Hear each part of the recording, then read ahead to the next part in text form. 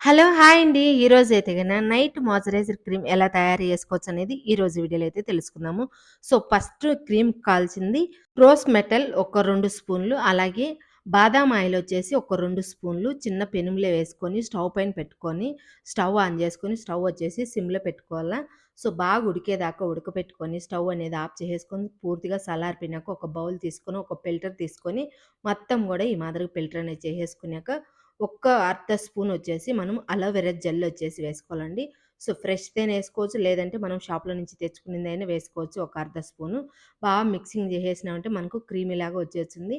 So, ఈ చిన్నది ఏదైనా బాటిల్ అనేది ఈ మాదిరి గాజుది తీసుకొని మొత్తం గూడా మనం ఆ బాటిల్ అనేది వేసేసుకొని, సో, నైట్ టైమ్‌లో ఫేస్‌కి అనేది అప్లై చేసిన ఫేస్ అంతా గూడా మనకు డ్రైనెస్ లేకుండా స్మూత్‌గా, షైనీగా ఉంటుంది. చానా బావుంటుందండి.